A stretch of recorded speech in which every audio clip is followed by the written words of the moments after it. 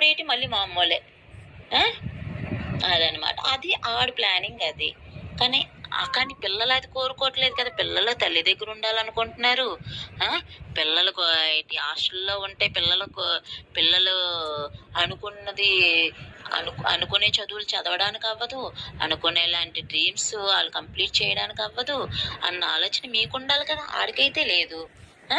అప్పుడు పిల్లలు కదా అడగాలి, బాబు మీరు ఎక్కడ ఉండాలనుకుంటున్నారు, మీరు ఎలా ఉండాలనుకుంటున్నారు, మీరు ఏం చేయాలనుకుంటున్నారు, అది నాకు చెప్పండి, దానికి తగ్గట్టు మేము చేయిస్తామని అది కదా అనాలి. అంతేగాని ఆడు డిస్కౌంట్లు అడిగితే మీరు డిస్కౌంట్లు ఇవ్వడం ఏంటి? డిస్కౌంట్లు ఆడుంటే ఈ అద్దె కట్టడా? ఆడుంటే ఆ రేషన్ తిండా? ఆడుంటే పిల్లలకి బట్టలు కొనుక్కొని అవన్నీ చేయడా?